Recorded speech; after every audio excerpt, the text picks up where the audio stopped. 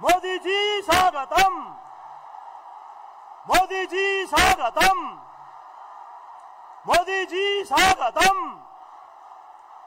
मोदी जी स्वागतम, मोदी जी स्वागतम, मोदी जी स्वागतम, मोदी जी स्वागतम, मोदी जी स्वागतम, मोदी जी स्वागतम, মন্ত্রী নরেন্দ্র मोदी মোদী जी জি स्वागतम। মঞ্চে উপবিষ্ট হয়েছেন।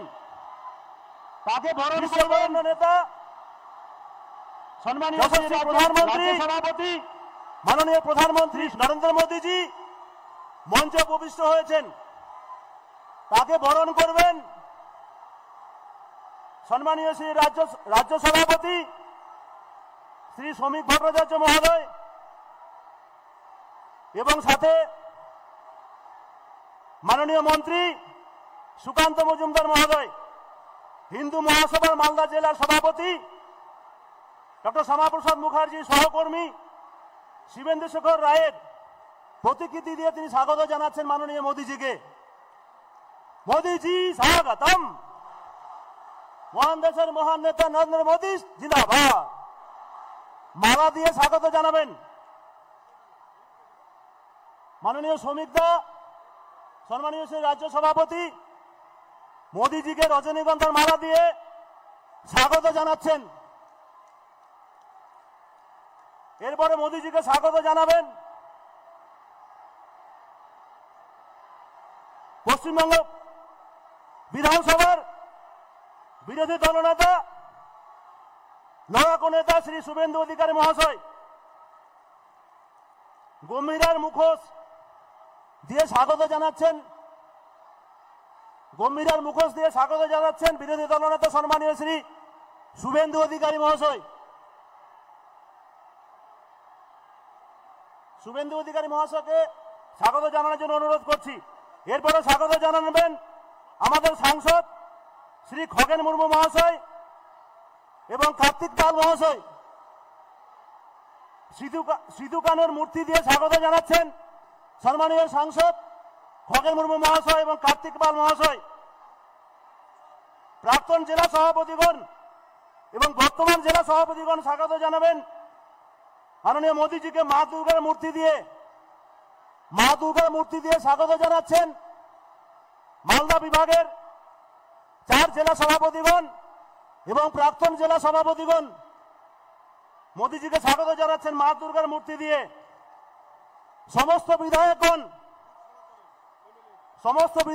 স্বাগত জানাচ্ছেন রূপ সনাতনের মূর্তি দিয়ে মোদীজিকে স্বাগত জানাচ্ছেন।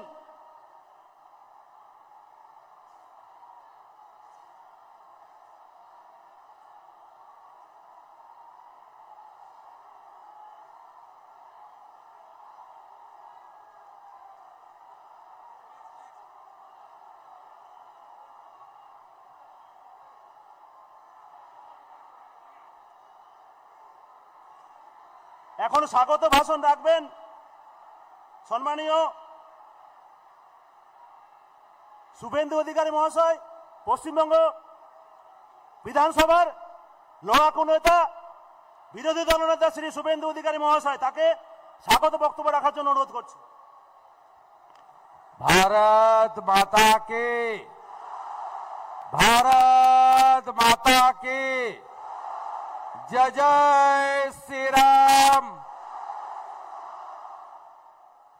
আজকে আমাদের মধ্যে উপবিষ্ট হয়েছেন বিশ্বের সর্বশ্রেষ্ঠ জনপ্রিয় নেতা, 140 কোটি ভারতবাসীর নয়নের মণি, ভারতবর্ষের যশস্বী প্রধানমন্ত্রী, শ্রদ্ধাস্পদ প্রণম্য মান্যবর শ্রীযুত নরেন্দ্র মোদীজি। তাকে আমি পশ্চিমবঙ্গবাসীর পক্ষ থেকে ভারতীয় জনতা পার্টির সমস্ত বিধায়ক মণ্ডলীর পক্ষ থেকে আন্তরিক ধন্যবাদ ও কৃতজ্ঞতা জ্ঞাপন করি। মঞ্চে আমাদের ভারতবর্ষের রেলমন্ত্রী অশ্বিনী বৈষ্ণবজি, রাজ্য সভাপতি সাংসদ শ্রমিক ভট্টাচার্য, মান্যবর 2 কেন্দ্রীয় রাষ্ট্রমন্ত্রী পশ্চিমবঙ্গের প্রতিনিধি ডক্টর সুকান্ত মজুমদার, শান্তনু ঠাকুর এবং বিহার সরকারের মান্যবর মন্ত্রী মঙ্গল পাণ্ডেজি সহ সম্মানিত মঞ্চ। আমরা প্রত্যেক দিনই বলি, কিছুদিন আগেও আমি গাজলে চাঁচলে সভা করেছি, আজকে আমরা আমাদের নেতার কথা, বিশ্বের নরেন্দ্র মোদীর কথা শুনবো। আলিপুরদুয়ার নরেন্দ্র মোদীজি মালদা, আলিপুরদুয়ার থেকে শুরু করে আজ মালদা শুধুমাত্র পরিবর্তনের সংকল্প বা জয়ের লক্ষ্য নিয়ে আসেননি, 2 হাত ভরে এই বাংলাকে হাজার হাজার কোটি টাকার উন্নয়নের ডালি নিয়ে এসেছেন। কিছুদিন আগে এই জেলারই মোথাবাড়ির বিধায়ক রাজ্যের রাষ্ট্রমন্ত্রী বলেছিলেন যে মুখ্যমন্ত্রীকে ফোন না করলে আবাসের বাড়ি পাওয়া যাবে না। এই রাজ্যে আপনারা শুনে রাখুন, এই রাজ্যে মাননীয় প্রধানমন্ত্রী 7 কোটি বাংলার জনগণকে প্রধানমন্ত্রী অন্ন সুরক্ষা যোজনা দিয়েছেন। মাননীয় প্রধানমন্ত্রী 40 লক্ষ আবাসের বাড়ি দিয়েছেন। মাননীয় প্রধানমন্ত্রী 14 লক্ষ শৌচালয় স্বচ্ছ ভারতে দিয়েছেন। মাননীয় প্রধানমন্ত্রী ভারত সরকার 1,29,00,000 উজালা 1 উজালা 2 এর মা বোন দিদিদের গ্যাসের কানেকশন দিয়েছেন। এমনকি 50 লক্ষ কৃষক পরিবার PM কিষাণ সম্মান নিধি পাচ্ছেন। কাউকে ফোন করতে হয়নি। পরিবর্তন আনুন, কাউকে ফোন করতে হবে না।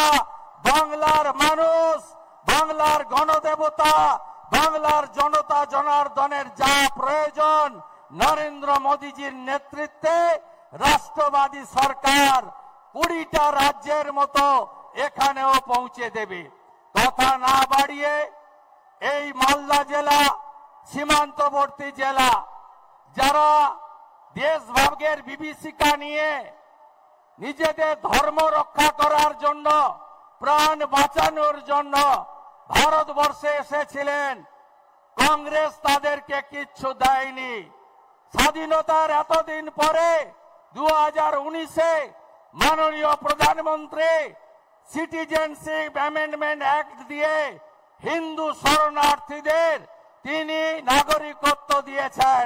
তাই প্রধানমন্ত্রীজিকে আমরা আরেকবার প্রণাম জানাই।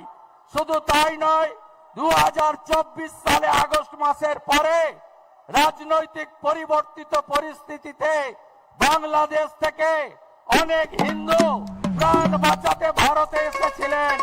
আর পশ্চিম বাংলার মমতা ব্যানার্জির পুলিশ তাদের ধরে ধরে জেলে পুরছিল।